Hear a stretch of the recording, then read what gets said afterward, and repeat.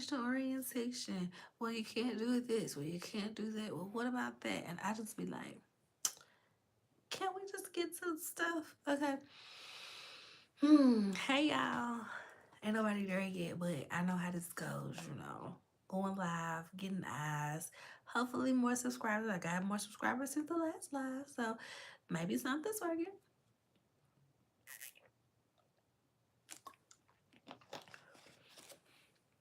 Y'all. I feel like I need more gloss.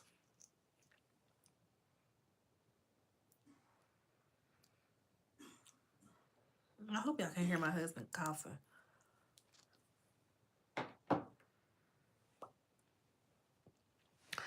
Grotesquerie, Season 1, Episodes 8, 9, and 10. Episode 8, the title is, I know I gotta have my titles on here. In Dreams. In Dreams, y'all.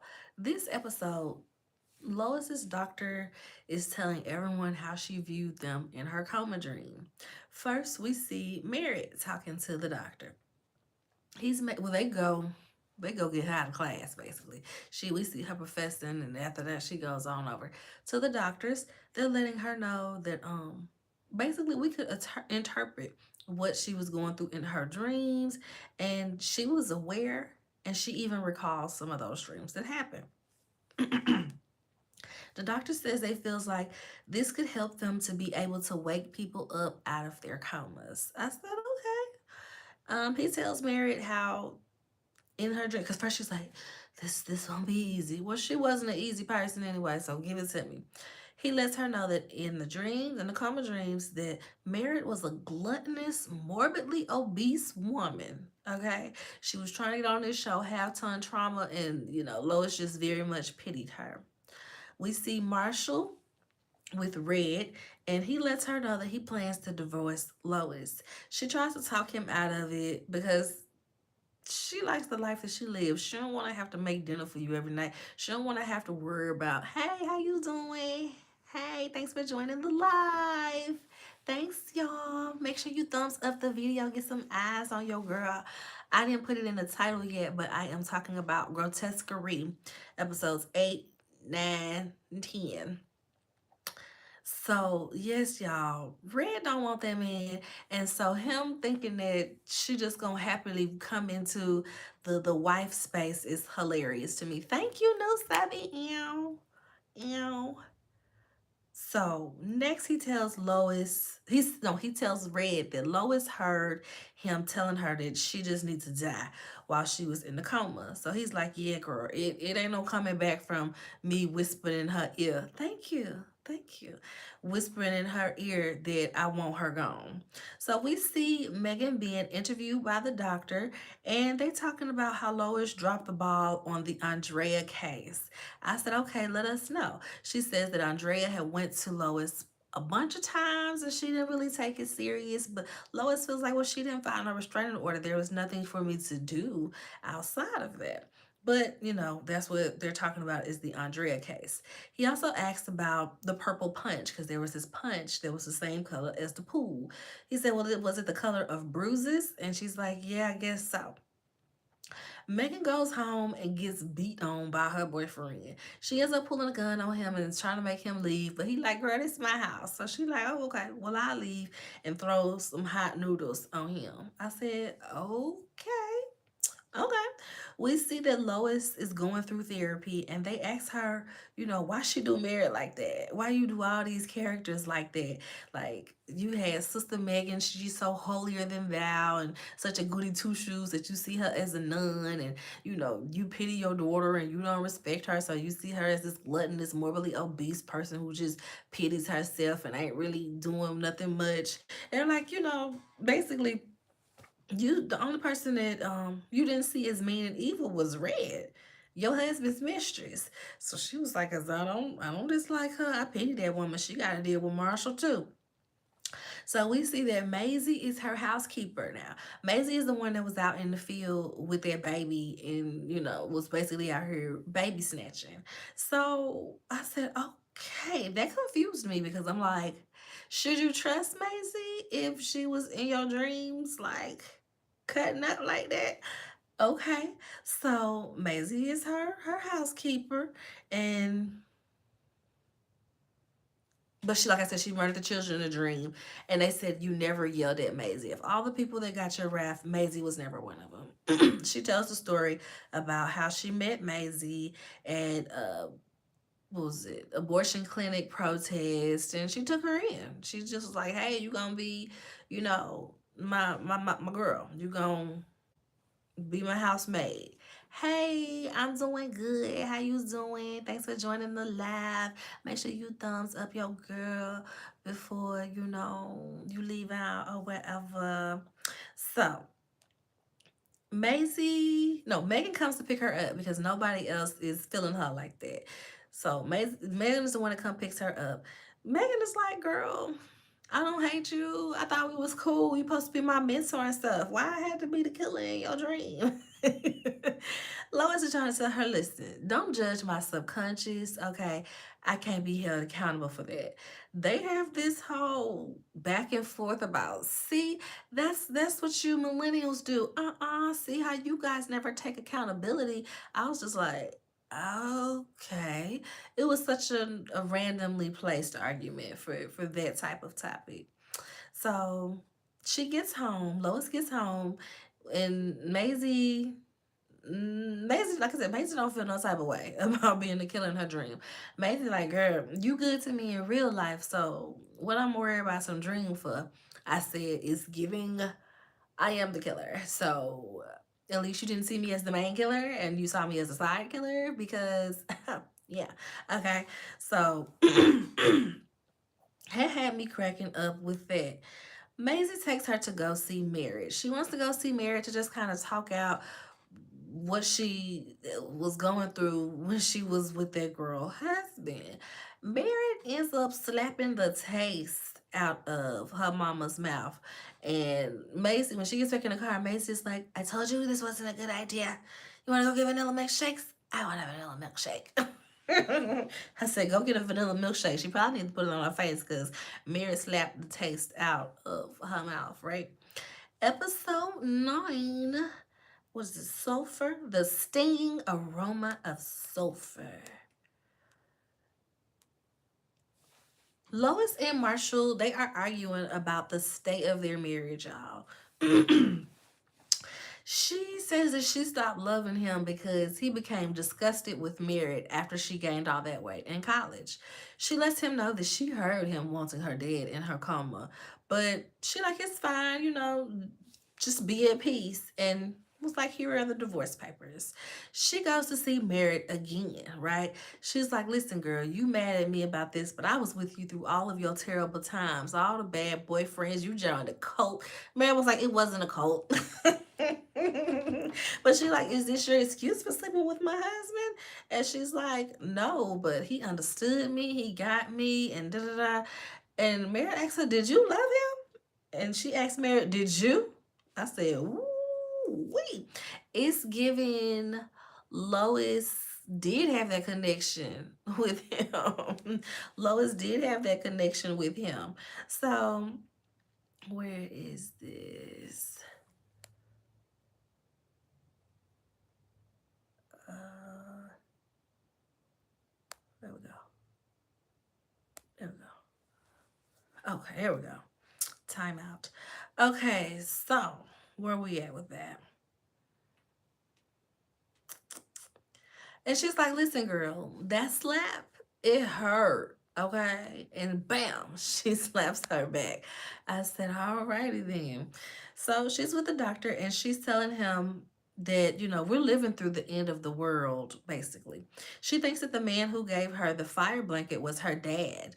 And, like the guy in the coma dream, she thinks that was an image of her dad because he used to teach her life lessons and how to camp and everything. So why wouldn't he give her the fire blanket in her coma dream? So the doctor asks if he can call one of his colleagues in to help analyze her coma dreams. She's like, okay, cool.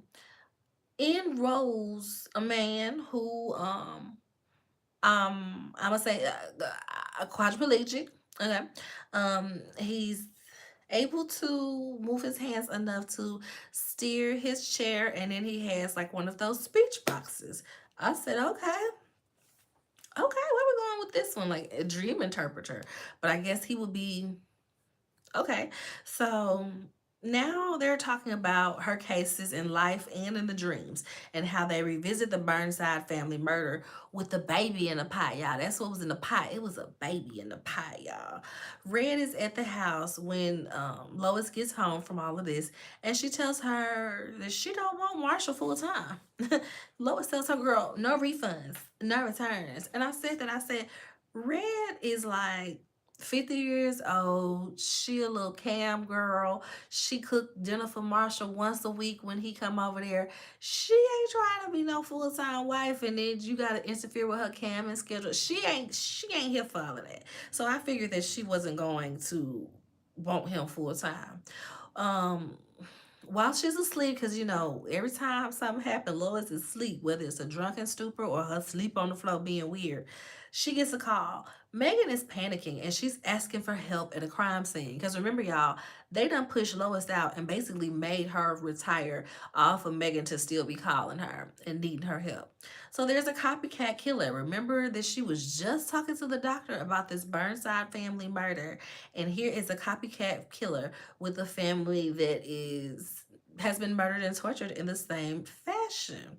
So she's spooked. She is shook, of course. Megan calls again, and Lois is wondering if she brought this monster back from her coma. She's like, I need you to cut me. I need you to wake me up.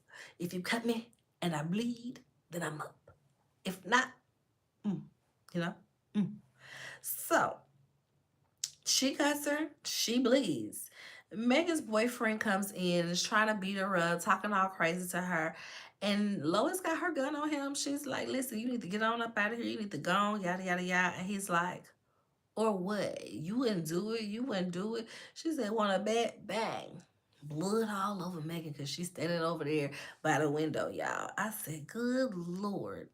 Last episode, I kind of wrote notes for that because I just feel like it was wrapping stuff up, right? Episode 10, I think I'm dead or something like that. Lois gets home and Marshall's at the table. Red is in the kitchen cooking a Cincinnati cinnamon chili or something with a lavender lemonade. I said, wait a minute though, run that lemonade back. I might like that. Run that back. Marshall basically proposes that they be a throuple. Me and Red will take the guest room. You can take the main room. We can all just coexist together because, I think we've kind of gotten used to the lives that we lived. And who says that we should, live it all boring as two or as one? Lois is like, absolutely not. And this is another reason that she feels like she must be dead because how dare Marshall come in here and ask her something like that?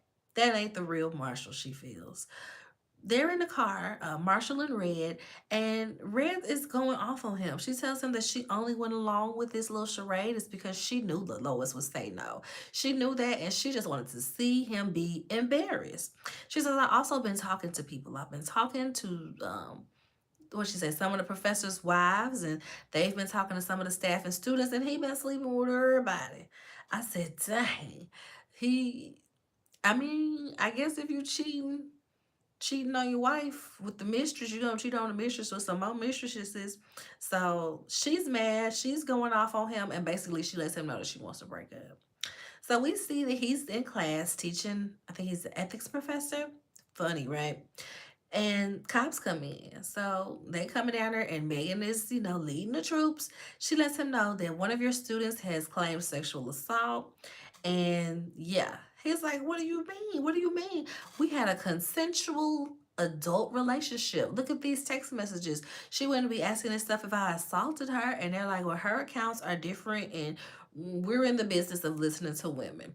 He's like, are y'all gonna cuff me? No, we ain't gonna cuff you, but you are arrested to come on with us. So he ends up attempting, unalivement because he just can't deal with what's going on. He can't be me too'd and live through it, y'all. He has to unalive himself from this. I said, Okay. So in the hospital, Red comes in there and she is going off on him again. She's like, did you do this for attention or were you really trying to take yourself out? She's talking about how it's selfish to be pulling on the heartstrings of the people that love him. And where's your daughter? How do you think she feels about this? But she lets him know, I don't care about none of this. We're still breaking up. Marshall goes to this meeting. He gets a text from Ed about some men's meeting. They go and it's a Mexicali men's group, right? I'm just like, are we putting Marshall in a cult? What is this? Is this like some, he man, woman haters? We vote for Trump. We don't appreciate women. We should just and all. And, like that tweet said, somebody was like, oh, your body, my choice. Is this what this meeting is about? I'm confused at what is going on. Um, it's giving cold. It's giving cold. So she truly, Lois thinks that she's deceased, right? All of these grotesquerie murders, her husband's acting crazy, and then she also, it's just other things. We're gonna get to that in a second. But she's talking to her doctor. She's like, "Am I alive? I feel like everybody else will lie to me, but you gotta tell me the truth. Am I alive, doc?" She is just completely convinced that she is not. So Lois thinks that the copycat killer is listening to her tapes because she had just had that conversation about that family murder. And then later on that night, here it is, right? So Megan, she ends up with Megan again. Megan confesses that Lois did indeed unalive her boyfriend because she had been gaslighting her. That was another reason where Lois was confused. She was like, only reason I'm gonna admit this to you, Doc, is because I truly think I'm dead. So I mean, hey, but I killed somebody. I shot him. He was abusive. It was self-defense. He was beating on my partner. It is what it is. Megan had been gaslighting her, saying that that did not happen, but she finally lets her know, okay, girl, it did happen. And yes, I did call Glorious to clean it up because she was saying, girl, I was with Glorious because, one of her people OD'd and I was helping her with some services through this. I wasn't with her for no cleanup, but she was. So now the next copycat murder is the Last Supper. Megan is horrified at this. This is what she had called Megan to call Lois to. She is horrified. She's letting her know, like, listen, this is a gruesome scene. It's really terrible, and we know some of the people up there. She's just like, all right, let's get to it. In this Last Supper, remember Last Supper, the last one in her dream, it had the homeless man that she had gave some money to that she had almost hit one day, and a bunch of other unhoused people. In this copycat murder of the Last Supper, Charlie is the Jesus. That's the doctor who was the priest in the first one. He is the main one. He's Jesus. And also who is up there is the girl who had accused Marshall of SA. So I said, "Ooh, y'all loyalists, y'all might be getting y'all ending because people really was like, it's Marshall, it's Marshall." Like even when we were still in the coma dream, people were like, I bet you she's going to wake up Marshall out of out that coma and he's doing the killing for her. Nobody suspected. And I was like, okay. But now that we're here, I'm like, maybe it is Marshall up there. So, well, not up there, but doing these murders. He would absolutely have access to the files. He would definitely be somebody that would want to hunt her and taunt her and antagonize her, especially in, you know, what he feels like may be her mistress. You left me for work, so I'm gonna taunt you and make work the most miserable thing for you. So Lois giving orders. She tells them, do this, do this, do this. Find the names of these people. Everybody meet in my old office in an hour. Okay. Did I finish these notes? I couldn't have possibly finished these notes. Meet in her old office in an hour. They're like, "Oh, you're gonna help us? You're gonna help us with this?" She said, yeah, who else is gonna solve this murder? Her?" Megan said, "That was unnecessary and really effing rude," or something like that. That was really rude and effing unnecessary. But it's the truth, okay? It's the truth. Who gonna solve this murder? If it ain't me, then who? Okay? If it ain't me, then who? And is that how we go off? I can't remember how I go off, y'all. That's what my notes in, so I'm thinking that's where it go off. Yeah, y'all. What y'all think about the show? Do y'all think it was interesting? Do y'all think it was too crazy?